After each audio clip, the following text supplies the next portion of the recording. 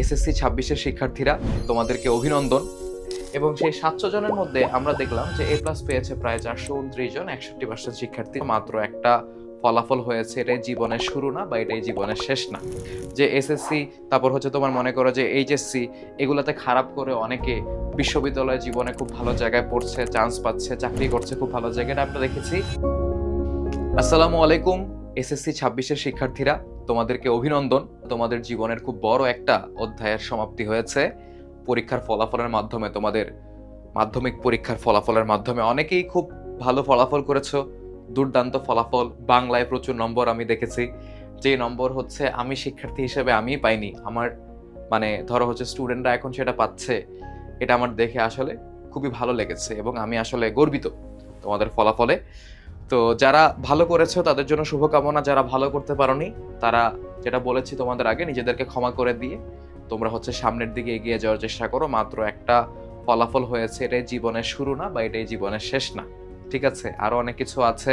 আমি নিজে, আমার বয়স হচ্ছে এখন মনে করো যে অনেক হলো, তোমাদের থেকে অনেক বেশি। আমি নিজে দেখেছি যে এসএসসি, তারপর হচ্ছে তোমার মনে করো যে এইচএসসি, এগুলাতে খারাপ করে অনেকে বিশ্ববিদ্যালয় জীবনে খুব ভালো জায়গায় পড়ছে, চান্স পাচ্ছে, চাকরি করছে খুব ভালো জায়গায়, এটা আমরা দেখেছি। এটা হচ্ছে সম্পূর্ণই তোমার চেষ্টা, তোমার ইচ্ছা এবং তোমার সৃষ্টিকর্তার ইচ্ছার উপর ডিপেন্ড করে যে তুমি জীবনে কোন পর্যন্ত যেতে পারবা, ঠিক আছে? তার আগে হচ্ছে নিজেকে চেষ্টা করতে হবে, নিজেকে হচ্ছে বেশি চেষ্টা করতে হবে। তো এখন এই জায়গাতে আমাদের কয়টা জিনিস এর ব্যাপারে চিন্তা না করলেই নয়। এবার আমাদের পাশের হারটা আসলে কিরকম ছিল? আমাদের পাশের হার ছিল হচ্ছে ৬২.25%। তার মানে তোমরা বুঝতেছো যে তোমার ৩৭.৭৫% হচ্ছে ফেল, অকৃতকার্য, এরা হচ্ছে পাস করতে পারেনি। এই যে তোমার ফেলের হার, এই ফেলের হারটা গত বছরের থেকে আরো বেশি, পাসের হার হচ্ছে আমাদের কম। এখন এরকম কেন হচ্ছে? ঠিক আছে, এখানে আসলে প্রবলেমটা কোন জায়গায়, সমস্যাটা কোন জায়গায়? চলো আমরা হচ্ছে একটা মনে করো পরিসংখ্যান দেখি। তার আগে দেখি এ প্লাস কত ছিল আমাদের, ১,১৬,৬৭৬ জন। এ প্লাসের সংখ্যাও কিন্তু পূর্বের তুলনায় আরো কমেছে, ঠিক আছে? তো তোমরা যদি খেয়াল করো যে গত বছরগুলোতে পাসের হার কিরকম ছিল, দেখছি যে ২০২৩-২৪-এ আমাদের পাসের হার ছিল হচ্ছে 80% এর মতো। সেখানে ২০২৫-২৬-এ এসে হচ্ছে তোমার পাসের হার কিন্তু অনেক বেশি কমে যাচ্ছে। অনেকে বলবে যে ভাই এটা সরকারের ব্যাপার। একেক সরকার একেক রকম ছিল। ঠিক আছে? একেক সরকারের সময় সিস্টেম একেক রকম ছিল। এসব অনেক কথাই বলবে। অনেকের অনেক কথা থাকবে। কিন্তু আসলে সবার আগে তোমাদের যে জিনিসটা দেখা উচিত সেই জিনিসটাই তোমরা দেখো না। সেটা কি? আমরা হচ্ছে দেখব। দেখো, আমাদের A+ এর সংখ্যা যদি চিন্তা করি, যেখানে হচ্ছে তোমার হচ্ছে ১,৮৩,০০০, তারপরে হচ্ছে ২০২৪-এ ১,৮২,০০০, ২০২৫-এ এসে হচ্ছে ১,২৫,০০০, অনেক কমে গেল। ঠিক আছে? ৫০-৬০ হাজারের মতো কমে গেল। ২০২৬-এ এসে গত বছরের তুলনায় আরো ৮-৯ হাজার বা ১০ হাজারের মতো হচ্ছে তোমার কমে গেল A+ এর সংখ্যা। এখন এই জিনিসগুলো কেন হচ্ছে? ওই যে বললাম তোমরা হচ্ছে এর দোষ দিবা, ওর দোষ দিবা। মেইন কথাটা হচ্ছে তোমরা পড়াশোনা থেকে অনেক বেশি দূরে চলে এসেছো। তোমরা পড়াশোনা তো প্রথমত করো না। দ্বিতীয়ত হচ্ছে তোমাদের এখন অনেক ডিফারেন্ট জিনিসের মধ্যে প্রায়োরিটি। তোমাদের কাছে মনে হয় স্টাডি অতটা ইম্পোর্টেন্ট না। দ্বিতীয়ত হচ্ছে যেরকমভাবে আমরা পড়াশোনা করতাম, আজ থেকে আমি এসএসসি দিয়েছি ২০১৮ সালে। এখন ২০২৬ সালে এসে দেখি যে তোমাদের পড়াশোনার যে ইনটেনশন বা আগ্রহটা খুবই কম। ওকে, তোমরা ওরকম এফেক্টিভ ওয়েতে পড়াশোনাও করো না। তোমরা হচ্ছে অনেক বেশি পরীক্ষার আগে বিভিন্ন ধরনের হচ্ছে তোমার মনে করো যে মানে শর্টকাট, তারপর হচ্ছে মনে করো যে ছোটখাটো ওয়ান শট সাজেশন, টিচারদের বিভিন্ন অফলাইন অনলাইন টিচারদের সাজেশন, এগুলোর উপরে হচ্ছে তোমরা খুব বেশি ডিপেন্ড করা শুরু করেছো। ঠিক আছে? তো এগুলা আসলে তোমাদেরকে মূল পড়াশোনা থেকে অনেক বেশি দূরে নিয়ে গিয়েছে। তোমাদের পড়াশোনাটা এখন হয়ে গেছে কি সাজেশন এবং হচ্ছে তোমার মনে করো যে কোয়েশ্চেন কি আসতে পারে না আসতে পারে এই ভিত্তিক পড়াশোনা। পড়াশোনা কিন্তু কখনো এসএসসি লেভেলে সাজেশন ভিত্তিক হওয়া উচিত না। বা পরীক্ষায় যা আসবে তা পড়বো, এটা হওয়া উচিত না। পরীক্ষায় যা আসে তা পড়বো, এটা আমরা চিন্তা করছি অ্যাডমিশনে গিয়ে। ঠিক আছে? এটা আসলে এসএসসি, এইচএসসি লেভেলে চিন্তা করার বিষয় না। তোমাকে পুরা বইটা দিছে পড়তে হবে। কারণ কি? এই পুরা বই যদি তুমি ঠিক মতো না পড়ো, বইয়ের টপিক চ্যাপ্টার যদি তোমার ক্লিয়ার না থাকে, পরীক্ষায় গিয়ে তুমি বিপদে পড়ে যাবা। ঠিক আছে? আমরা আমাদের সময় এত বেশি হচ্ছে সাজেশন, এত বেশি হচ্ছে তোমার মনে করো যে শর্টকাট আমরা ফলো করতাম না। তো দেখা যেত কি আমরা পরীক্ষায় যা আসতো মোটামুটি পারতাম। আমাদের জানাশোনার ভিতরেই হচ্ছে আসতো। ওকে? তো এখন তুমি বলতে পারো ভাই আপনি ভালো স্টুডেন্ট ছিলেন। আমি এত ভালো স্টুডেন্টও ছিলাম না। আমি মিডিয়াকর স্টুডেন্ট, মাঝামাঝি স্টুডেন্ট। অনেক বেশিও পড়তাম না, আবার পরীক্ষার আগেও অনেক কম পড়তাম না। বুঝছো? তো এই জিনিসটা হয়েছে কেন? এই জিনিসটা হয়েছে তোমাদের একটা প্রস্তুতির ল্যাকিংস আছে এবং ল্যাকিংসটা তোমরা ফিল করো পরীক্ষার ১ সপ্তাহ আগে। কিন্তু তোমাদের মানে ফিল করা দরকার ছিল কবে? ফিল করা দরকার ছিল হচ্ছে পরীক্ষার আরো ৫-৬ মাস আগে। এখন পরীক্ষার ৫-৬ মাস আগে তো তোমরা মনে করো যে ভাই যে আমরা তো এটা বুঝি নাই বা কিছু। তো এটা তোমরা এসএসসি তে ফলো করতে পারোনি, এইচএসসি তে ফলো করো। পরীক্ষার ৫-৬ মাস আগে থেকে তোমাকে সতর্ক হতে হবে বা এসএসসির সাথেই যারা আছো তাদের এখনো ৫-৬ মাসের মতোই সময় আছে। তো তোমরা সতর্ক হতে পারো এখন থেকে। তো এই জায়গাতে আমরা যদি একটা জিনিস বলি যে এসিএস ফিউচার স্কুলে আসলে আমাদের মানে সাকসেসটা কোন জায়গায়, ঠিক আছে? তো আমাদের একাডেমিক প্রোগ্রাম এবং এফআরবি মিলিয়ে আমাদের অনেক শিক্ষার্থী এবার পরীক্ষা দিয়েছে, ঠিক আছে? তো তাদের ভিতরে হচ্ছে আমরা দেখতে পাচ্ছি যে প্রায় ১৩,০০০ এর মতো হচ্ছে আমাদের শিক্ষার্থী ছিল। প্রায় ১৩,০০০ এর মতো আমাদের শিক্ষার্থী ছিল একাডেমিক প্রোগ্রাম এবং ফাইনাল ডিভিশন ব্যাচ মিলিয়ে এবং তার ভিতরে হচ্ছে গতকালকে রেজাল্ট দিয়েছে প্রায় ৭০০ জনের মতো আমাদেরকে রেজাল্ট জানিয়েছে এবং সেই ৭০০ জনের মধ্যে আমরা দেখলাম যে এ প্লাস পেয়েছে প্রায় ৪২৯ জন, ৬১% শিক্ষার্থী। যদিও এটা পুরা চিত্র না, কিন্তু আমরা হচ্ছে মনে করো যে মোটামুটি একটা আইডিয়া পেতে পারি যে আমাদের শিক্ষার্থীরা কিরকম রেজাল্ট করেছে। এখন তোমরা বলতে পারো যে ভাই এখন তো এরকম রেজাল্ট তো অনেকেই করছে। দেখো মেইন কথা হচ্ছে কি, এফআরবিতে যারা ভর্তি হয় বা হচ্ছে একাডেমিক প্রোগ্রামে যারা ছিল, যারা পড়াশোনা নিয়ে হচ্ছে তোমার কনসার্ন বা এফআরবিতে যারা ভর্তি হয়, তারা না আসলে এ প্লাস পাওয়ার মতোই স্টুডেন্ট। কারণ তারা অতটুকু সতর্ক, তারা অতটুকু তোমার চিন্তা করে তার পড়াশোনা বা রেজাল্ট নিয়ে। তাই তারা হচ্ছে এরকম খুঁজে, খুঁজে কোর্সগুলাতে ভর্তি হয়। নিজের প্রস্তুতি ঝালাই করে নেওয়ার জন্য, একটা সুন্দর ভালো প্রস্তুতি নেওয়ার জন্য হচ্ছে তারা এটা করে।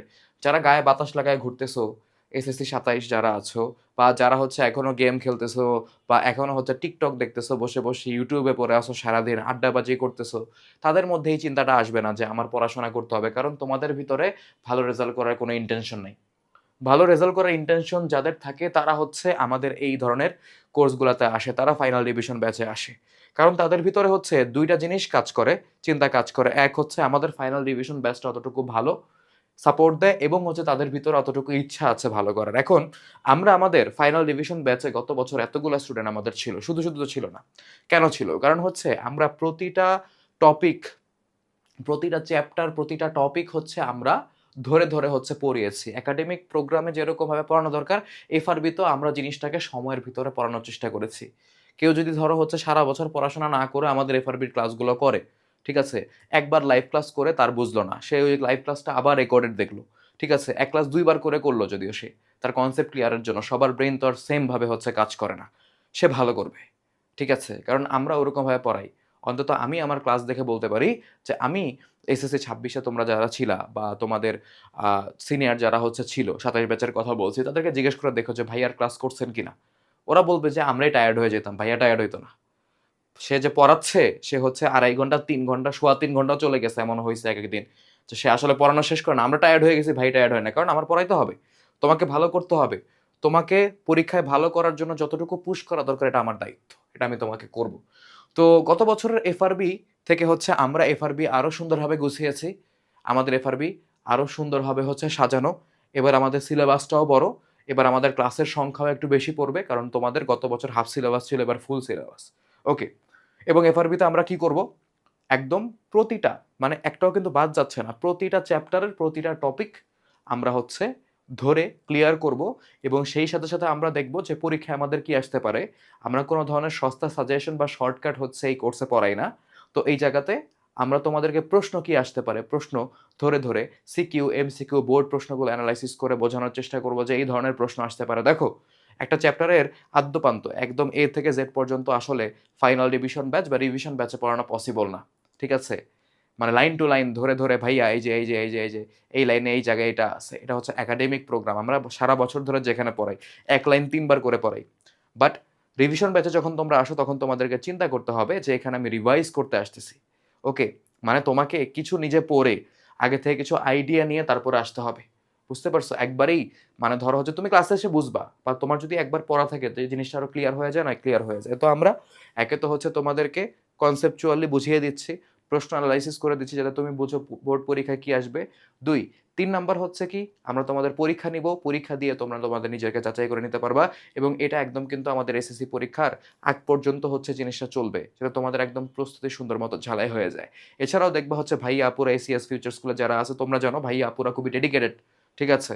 তো এই ডেডিকেশনটা তোমরা দেখবা কয়েকদিন পরে তোমাদের টেস্টের আগে পরে দিয়ে বিভিন্ন ধরনের ফ্রি কনটেন্ট দেওয়া হচ্ছে। আমরা চাই যে যেকোনো স্টুডেন্ট একজনের কাছে টাকা আছে সে ভর্তি হতে পারছে। একজনের কাছে টাকা নাই সে ভর্তি হইতে পারতেছে না। এরকম যাতে না হয় যে কেউ বঞ্চিত হয়। ঠিক আছে? সবাই যাতে হচ্ছে আমাদের ক্লাসগুলো দেখতে পারে। তোমরা আমাদের YouTube চ্যানেলে গিয়ে দেখবা যে ৪০০ মানে ৪ লাখের বেশি আমাদের সাবস্ক্রাইবার রয়েছে। তো এদের মেক্সিমামই হচ্ছে আমাদের ফ্রি স্টুডেন্ট। তোমাদের সবার কথা চিন্তা করেই হচ্ছে আমাদের এই চেষ্টা। তো এসএসসি ২৬ তোমাদের জন্য শুভকামনা। বাকি কথাগুলো আসলে এসএসসি ২৭ এর জন্য বললাম। কারণ দেখা যাবে এসএসসি ২৬ ভিডিও দেখেছে ৪ জন, সেটার এগেইনস্টে ১০ জন দেখেছে এসএসসি ২৭ এর, কারণ ওদের পরীক্ষা সামনে, তোমাদের তো শেষ।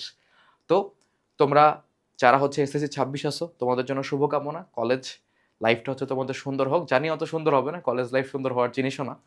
আদৌড়াদৌড়ি, ঠিক আছে, কষ্টের ভিতর দিয়ে হচ্ছে যাবে।